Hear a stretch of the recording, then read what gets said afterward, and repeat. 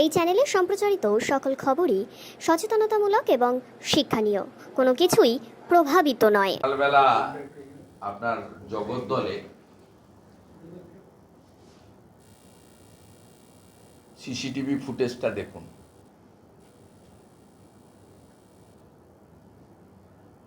অর্জুন সিংকে ডাইরেক্ট প্রচারের সময় মমতা বন্দ্যোপাধ্যায় থ্রেট করে এসেছিলেন লোকসভা ভোটের সময়।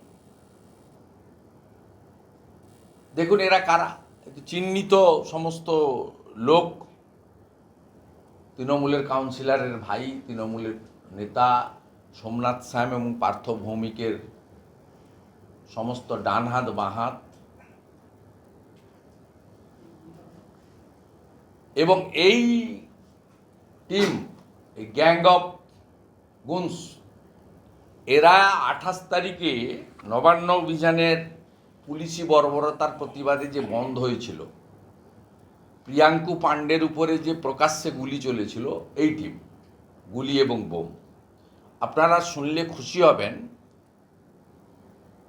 এনআইএ ওই মামলাটা সম্প্রতি নিয়েছে। এনআইএ এই মামলাটা সম্প্রতি নিয়েছে, প্রিয়াঙ্কু পাণ্ডের কেসটা। অর্জুন সিং মহোদয়ের পক্ষ থেকে এফআইআর করা হয়েছে জগদ্দল থানায়, এবং একজনকে গ্রেপ্তার করা হয়েছে যে আসল অপরাধী নয়, শুধুমাত্র আইওয়াসের জন্য। আমার সঙ্গে অর্জুন সিংজির 3-4বার কথা হয়েছে এবং আমরা সর্বস্তরে জানিয়েছি। আমরা ব্যারাকপুর কমিশনারেট এবং জগদ্দল থানার বিরুদ্ধে, যেহেতু সিসিটিভি ফুটেজে পরিষ্কার দেখা গেছে পুলিশ তাদেরকে গ্রেপ্তার করার প্রতিবাদে যারা বোমা গুলি ছুঁড়ছিল, পাথর ছুঁড়ছিল, তাদেরকে কার্যত আদর করে সরাচ্ছিল। তাই পুলিশের বিরুদ্ধে অর্জুন সিং মহোদয় উচ্চ আদালতে যাবেন, এই সিদ্ধান্ত অর্জুন সিং মহোদয়ের সঙ্গে আমার কথাই হয়েছে। আর 28 তারিখে প্রিয়াঙ্কু পাণ্ডের ঘটনা যেহেতু এনআইএ নিয়েছে, স্বাভাবিকভাবে আমি দাবি করব এনআইএ যেন দ্রুত মামলার তদন্ত শুরু করেন এবং যাদের ডাইরেক্ট দেখা গেছে তাদেরকে ধরে, এদেরকে যারা পাঠিয়েছিল বিধায়ক সোমনাথ শ্যাম এবং সাংসদ পার্থ ভৌমিক, তাদের বিরুদ্ধে অবিলম্বে ব্যবস্থা গ্রহণ করে। এবং আমি ব্যারাকপুর, ভাটপাড়া, জগদ্দল, নোয়াপাড়া সহ ওই এলাকায় যারা সন্ত্রস্ত হয়ে আছেন পুলিশের মদতে তৃণমূলী গুন্ডাদের জন্য, যারা আমি একটা বিষয় যে বারবার বিজেপিকে একটা তকমা দেওয়া হয়, তারা বাংলা বিরোধী, তারা বাঙালি বিরোধী, তারা অন্য নন বেঙ্গলি পার্টি বা এই ধরনের একটা অপবাদ দেওয়ার চেষ্টা করে হিন্দিভাষী পার্টি। আপনি এটা নিয়ে কি বলতে চাইবেন? এটা কমপ্লিটলি ভোট ব্যাংকের রাজনীতির জন্য করা হয়। কারণ মুসলিম ভোটকে সাথে রেখে কিছু নন মুসলিম ভোট ব্যাংককে সঙ্গে নেওয়ার একটা গাণিতিক প্রয়াস। এটা পশ্চিমবাংলার তৃণমূল কংগ্রেস, মমতা ব্যানার্জির যে পাটিগণিতের একটা হিসাব রয়েছে, 45% ভোট দরকার সরকারে আসার জন্য, সেই কারণে তিনি খুব সূক্ষ্মভাবে এই কাজটা করেন। এবং তিনি দুটো তার উইংস রেখেছেন, একটা যাদবপুরে মাওবাদীদের উইংস, যারা সারা বছর বিপ্লবের কথা বলেন আর ভোটের সময় no vote to Modi, no vote to BJP করেন। আর আরেকটা বাংলা পক্ষ, যারা হিন্দি ভাষীদের বিশেষভাবে লাঞ্ছিত, অপমানিত এই করার কাজটা করেন, এবং তারা তৃণমূল কংগ্রেসের হয়ে ভোটটা করেন। সম্প্রতি শিলিগুড়িতেও এসএসবি পরীক্ষা দিতে আসা ডোমিসাইল সার্টিফিকেট জাল হলে তার ব্যবস্থা নেওয়ার জন্য পুলিশ আছে। বাংলা পক্ষের মমতা ব্যানার্জির শাখা সংগঠনের এটা দায়িত্ব নয়।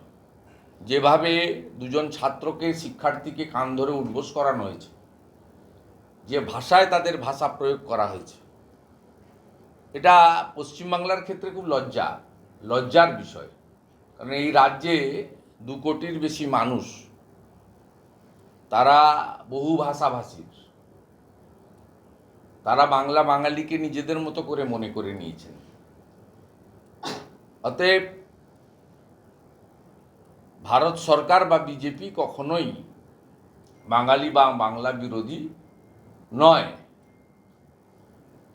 এবং ভারতীয় জনতা পার্টির যিনি প্রতিষ্ঠাতা, যার আদর্শে এই দল ভারতীয় জনসংঘ থেকে ভারতীয় জনতা পার্টিতে পরিণত হয়েছেন, তিনি একজন কৃতি বাঙালি, যিনি স্বাধীনতার পরে প্রথম মন্ত্রিসভার শিল্পমন্ত্রী, পরবর্তীকালে শিক্ষামন্ত্রী হয়েছিলেন, ডক্টর শ্যামাপ্রসাদ মুখার্জি, যার লড়াইতে 1947 সালের 20 জুন পশ্চিমবঙ্গ ভারতভুক্তিতে স্থান পায়। নইলে আমাদের আজকের বাংলাদেশ আগের পূর্ব পাকিস্তানে থাকতে হতো। সাথে সাথে আমাদের ভারতীয় জনতা পার্টির যে কোনো কর্মসূচিতে আমরা বন্দে মাতরম দিয়ে শুরু করি, যার স্রষ্টা ঋষি বঙ্কিমচন্দ্র। আর আমরা ভারত মাতার সাথে সাথে পুষ্পার্ঘ্য দিই ডক্টর শ্যামাপ্রসাদ মুখার্জির ছবিতে, নইলে আমাদের কোনো কর্মসূচি শুরু হয় না।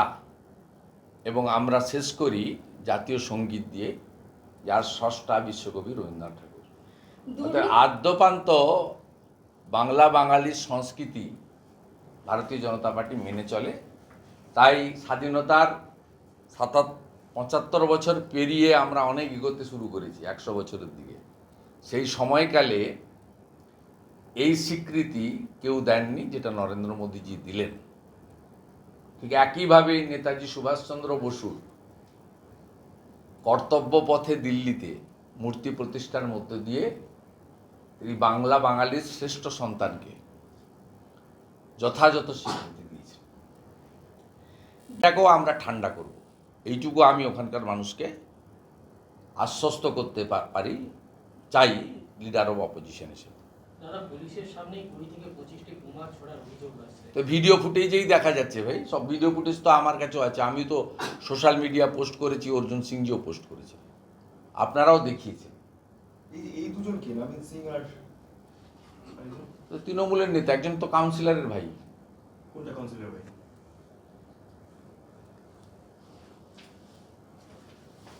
Several goons under the guidance of Nomit Singh. This is Nomit Singh, and accused in the NIA cases. এবং son of 18 number ward councillor. ইনি হচ্ছেন 18 নম্বর ওয়ার্ডে তৃণমূল যে কাউন্সিলর, তার ছেলে।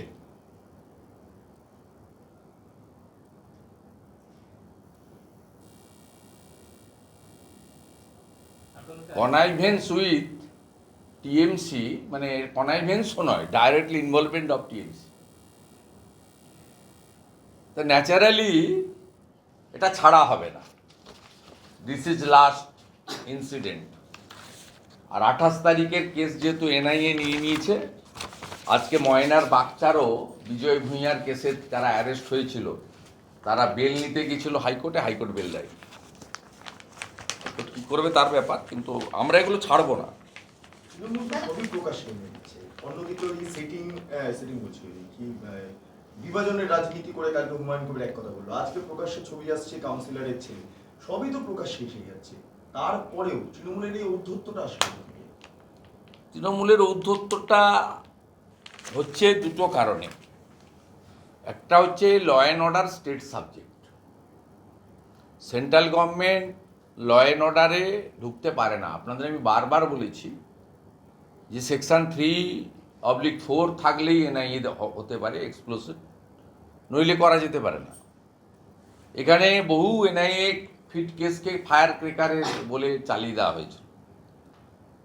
আবার কোথাও কোথাও পারেনি, যেমন বাঁকুড়ার সালতোড়ার কেসে পারেনি। ওখানে সন্তোষ মণ্ডল বলে একজন পাথর মাফিয়া আছে, ডিনামাইট ক্যারি করাচ্ছিলেন, তৃণমূলের ব্লক সভাপতি সালতোড়া। ওই কেসেও আমরা এনআইএ দাবি করেছি এবং এনআইএ সেকশনও আছে ওখানে। সিবিআই কেসের ক্ষেত্রেও তিনটে পদ্ধতিতে হতে পারে। একটা সেন্ট্রাল গভর্নমেন্টের অর্গানাইজেশন হলে সিবিআই ডাইরেক্ট নিতে পারে, রেল, পোর্ট ইত্যাদি। দ্বিতীয় হচ্ছে রাজ্য সরকারকে রেকমেন্ড করতে হয় যে এই কেসটা আপনি সিবিআই নিন, তাহলে হতে পারে। আর তৃতীয় হতে পারে কোর্ট থেকে। যেমন আরজি করের কেস, আমি ফার্স্ট পিটিশনার ছিলাম কোর্টে, ওনার ফ্যামিলি এসছে পরের দিন লাস্ট আওয়ারে, চিফ জাস্টিসের বেঞ্চ দিয়েছে, সুপ্রিম কোর্ট কন্টিনিউ করেছে। স্বাভাবিকভাবে ল অ্যান্ড অর্ডার স্টেটের হাতে, আর এখানে পুলিশ কমপ্লিট ক্যাডার। পৃথিবীর কোথাও পাবেন না ধর্ষক জেলে, ওই যেখানে ধর্ষণ হয়েছে সেই প্রতিষ্ঠানের যিনি কি পার্সন, অফিসিয়াল পার্সন অর্থাৎ সুপার জেলে, আর ওইখানকার থানার ওসি জেলে। একই জেলে সঞ্জয় রায়, অভিজিৎ মণ্ডল, সন্দীপ ঘোষ।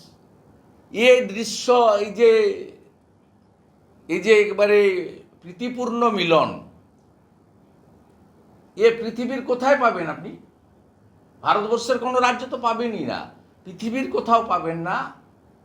এ ধর্ষক জেলে, ধর্ষকের প্রোটেক্টররা জেলে, আর প্রমাণ লোপাটকারী পুলিশও জেলে। আপনার বাড়িতে কিছু ঘটলে আপনি কাকে ফোন করবেন, নেতাকে না পুলিশকে? পুলিশকে ফোন করবেন, পুলিশ জেলের ভিতরে। তাই এখানকার পুলিশ হচ্ছে ক্যাডার। তারা মমতা বন্দ্যোপাধ্যায় এবং তার ভাইপো এবং তাদের সেবা করার কাজ করে, এই নির্বাচনের কাজ করে, তৃণমূলের ওই তোলা তুলে দেয়। আপনারা শুনলে অবাক হয়ে যাবেন, এই যে 85,000 টাকা ট্যাক্স পেয়ারদের দেওয়া হয়েছে পুজো কমিটিতে, প্রত্যেকটা থানা 10,000 থেকে 20,000 টাকা করে নিয়েছে কমিটির কাছ থেকে, প্রত্যেকটা থানা। আগে নগদে টাকা দিয়েছে মিনিমাম 10,000, কোথাও 20,000। আমাকে অনেক, অন্তত 100 পুজো কমিটি বলেছে। তারা বলেছে দাদার নাম প্রকাশ করবেন না, পুজো ডিস্টার্ব করবে। অর্থাৎ এই জায়গায় দাঁড়িয়ে আপনি যে প্রশ্ন করলেন তার উত্তর এটাই, রক্ষকই এখানে ভক্ষক। আর মমতা ব্যানার্জির ডোন্ট কেয়ার ভাব আছে। 30% রিজার্ভ ভোট রয়েছে, 500 টাকা ছিল ভাতা, লোকসভার আগে 1000 করে দিয়েছে, আবার বিধানসভার আগে 200 বা 300 বাড়িয়ে দিবে, হয়ে যাবে কাজ। কেন জবাব চাই, জবাব দাও মিছিল দেখতে পাওয়া যায়। কাশ্মীরে বীর জওয়ানরা শাহাদাত বরণ করলে, শহীদ হলে সিপিএমের মুখ ফোটে না। বাংলাদেশে 596টা মন্দির ভেঙে দিলে, বাংলাদেশে হিন্দু মহিলা পালেদের বাড়ি তুলে নিয়ে চলে গেলে, বাংলাদেশে রতন মজুমদারের নাম মোহাম্মদ শফিউল্লাহ হলে, বাংলাদেশে হিন্দুদের উপর অত্যাচার হলে, তখন সিপিআইএমের মুখটা সেলাই করা থাকে। 5% ভোট তারা কাটবে, সব হিন্দু ভোট। মিছিলে যাবেন মুসলিম কমরেডরা, ভোট দেবেন জোড়া ফুলে। সেলিম সাহেবের প্রথম টার্গেট বিজেপিকে আটকানো, তাতে যদি মমতা থাকে থাকুক।